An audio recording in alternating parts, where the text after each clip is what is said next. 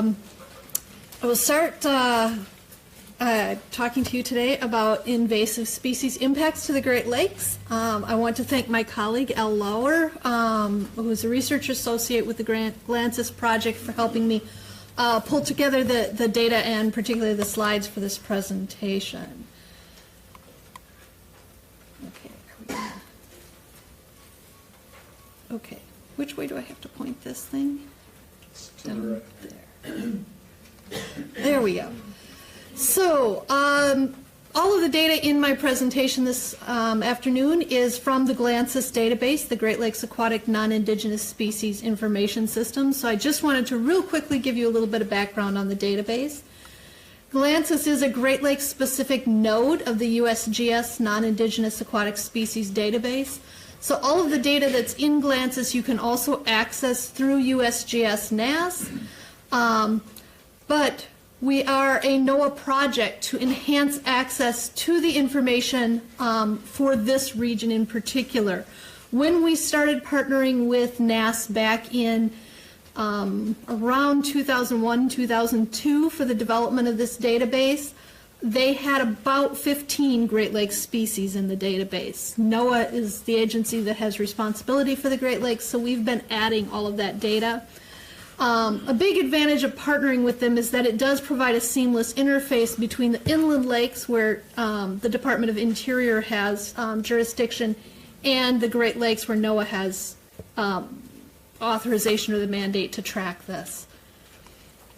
GLANSIS provides a very simple interface for accessing the Great Lakes specific content from the USGS NAS database. And we provide an advanced search capacity supporting research on the patterns and particulars of the Great Lakes invasion biology. And we contain comprehensive technical fact sheets. We've kind of gotten away in recent years from calling them fact sheets because a lot of people that implies like a two-pager. We're calling them species profiles. In some cases, like zebra mussels, these might be dozen pages on all of the life history and the reproductive biology and the regulation and the management and the impacts of these species. And species-specific information that is supporting early detection, rapid response, risk assessment, and control efforts. When we started in around 2001, this database was by scientists for sharing of scientific information. With our first influx of GLRI funding around 2010, we moved this into a public information supporting management initiatives. So we added a lot of additional types of management-oriented information. And what's new to the database is a new influx of GLRI funding. We've become really a multi-agency database for the Great Lakes region, receiving funding from the Great Lakes Restoration Initiative.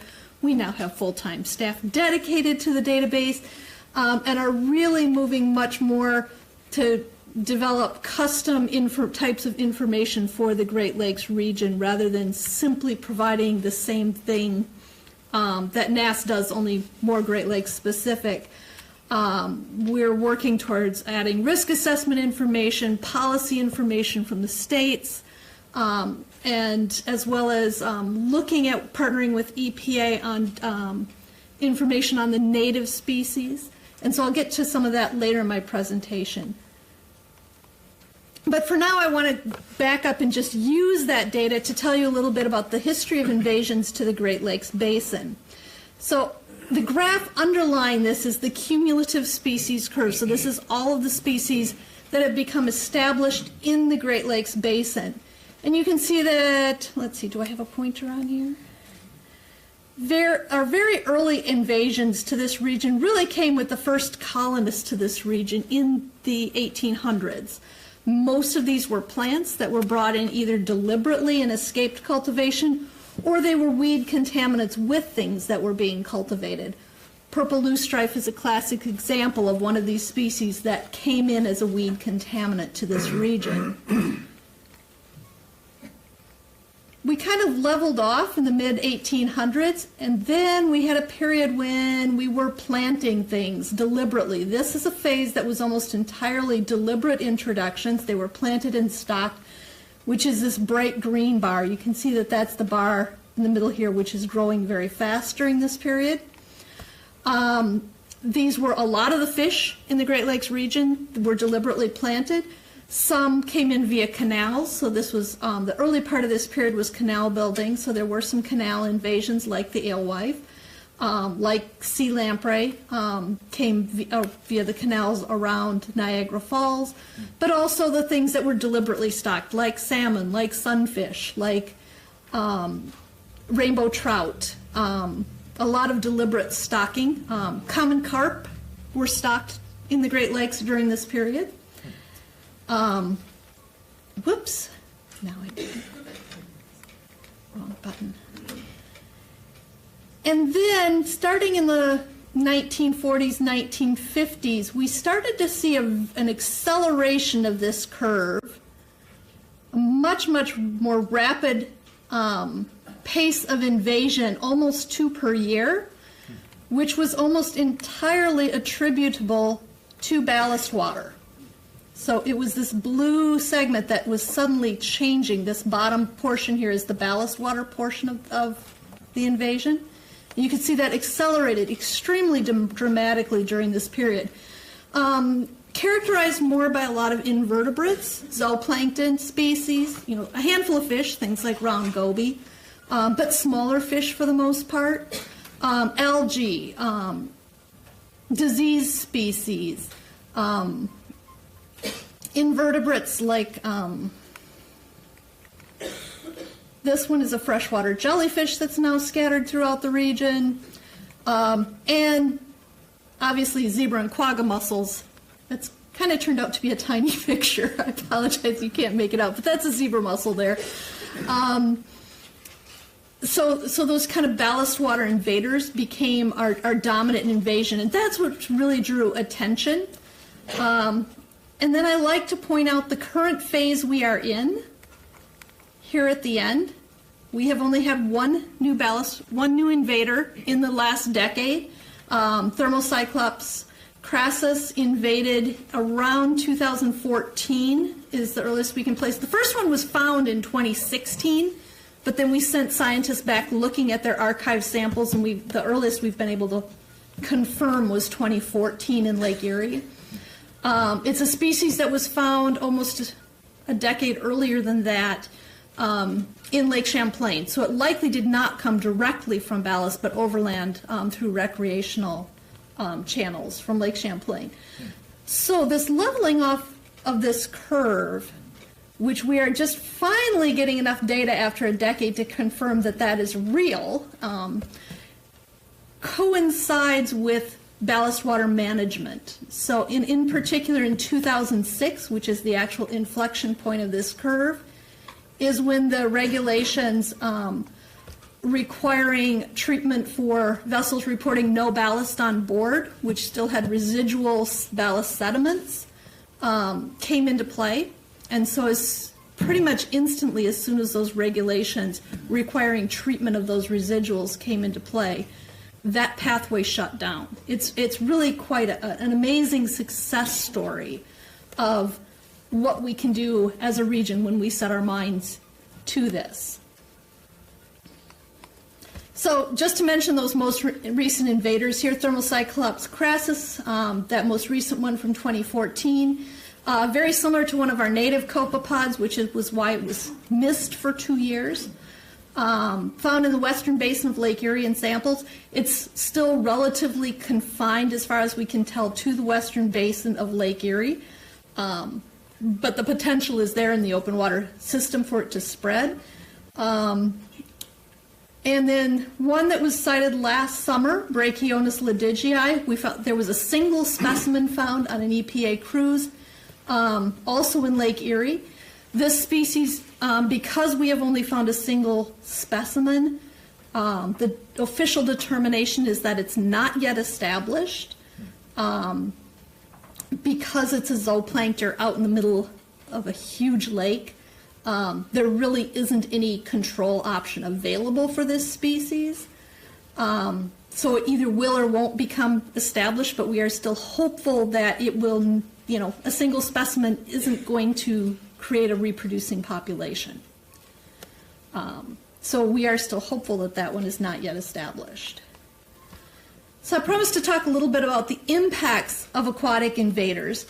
And when I'm asked to do this, it's always difficult because we have 187 established non-indigenous species in the Great Lakes Basin. And to talk about, I mean, I could go on for hours to go through all the species, so we obviously aren't going to do that.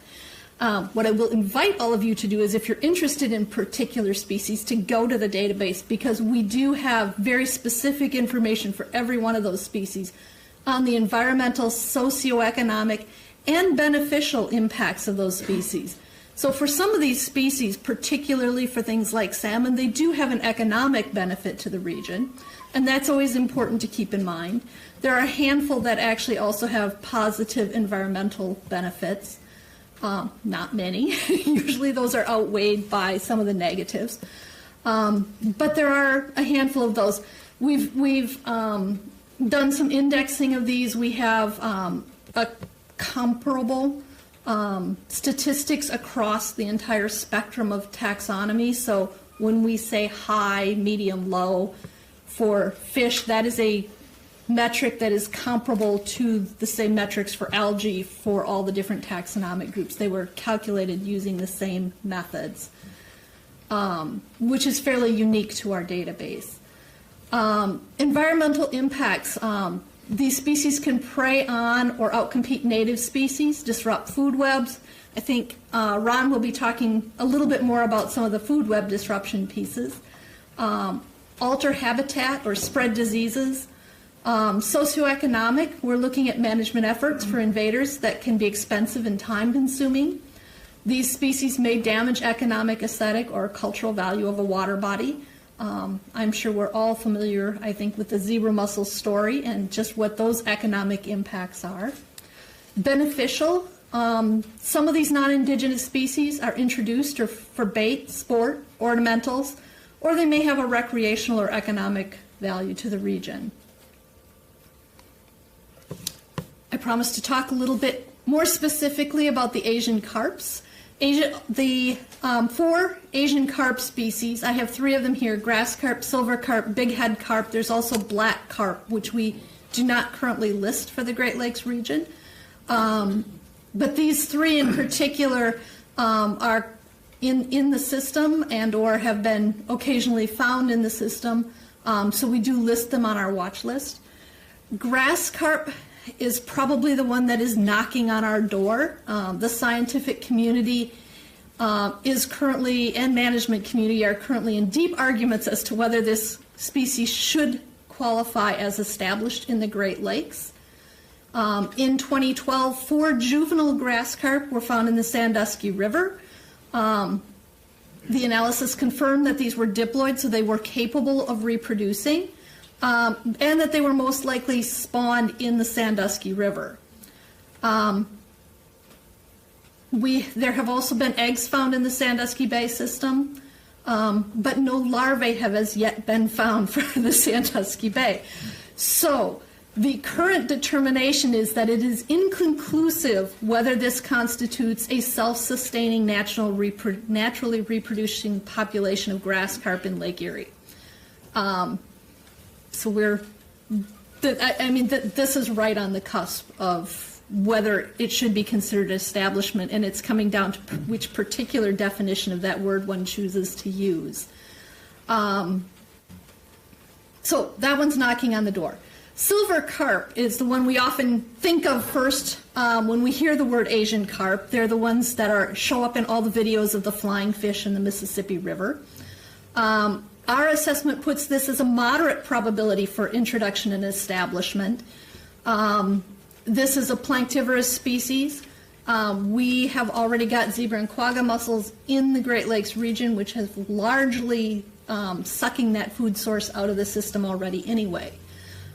This is a species, however, that if it does get into the system, will add to that impact in cutting out the base of the food web. Therefore, they are scored as a high impact species. Silver carp have been captured below the O'Brien Lock and Dam last summer. This is above the U.S. Army Corps of Engineers electric barrier.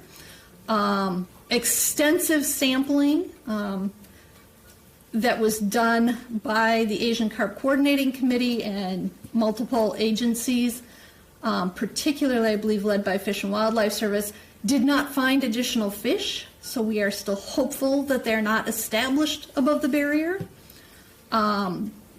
However, that's getting really too close for comfort.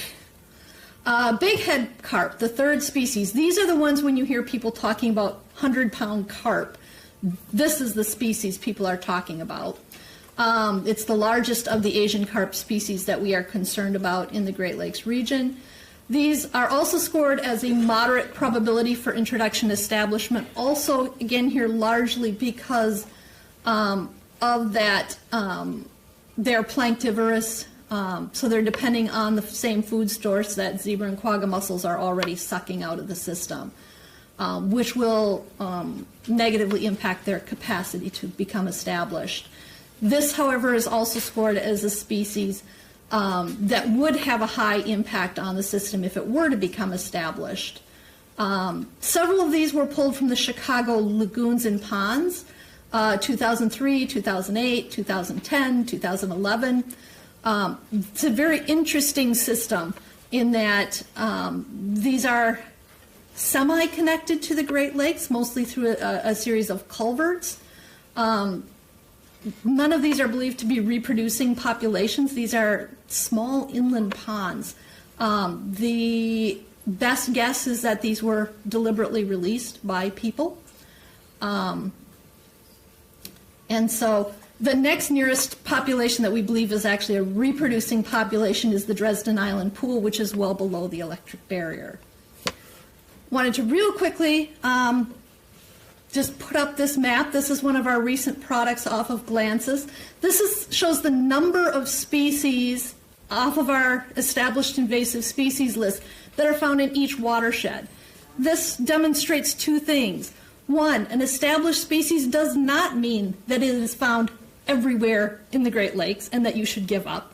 There is still lots of opportunity to confine these species and prevent them from moving to prevent further impacts. You'll notice particularly the upper peninsula of Michigan, these lowly populated areas do not have a lot of movement of invasive species into the inland lakes. We still have a huge job to do to protect these resources. And secondly, this is a new product because this is the direction that GLANSIS is now allowing us to move with our dedicated funding, is taking things down to the sub-watershed scale. So we're moving to a Huck 8 level and able to report species at that level rather than simply Lake Superior Basin, Lake Michigan Basin.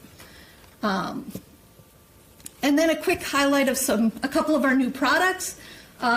These came out last summer. You can now generate your own customized list for your watersheds.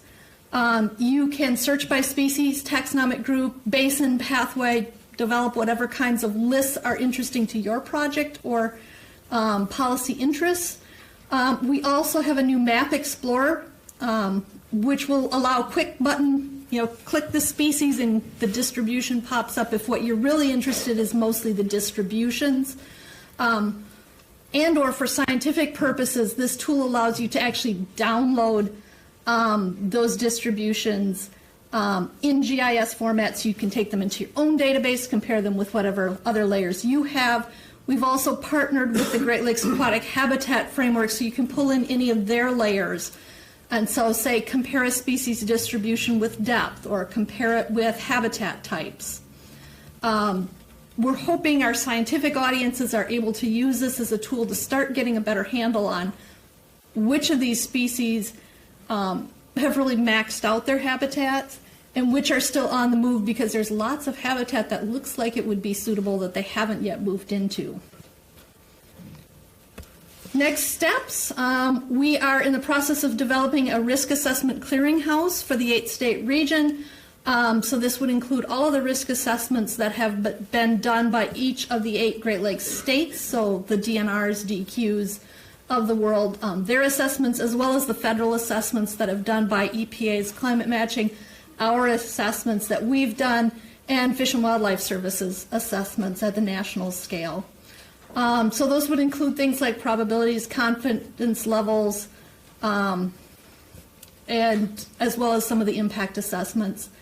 And then we're also working to take our habitat mapping, that map explorer, kind of to the next level as well, to allow more exploration of the data.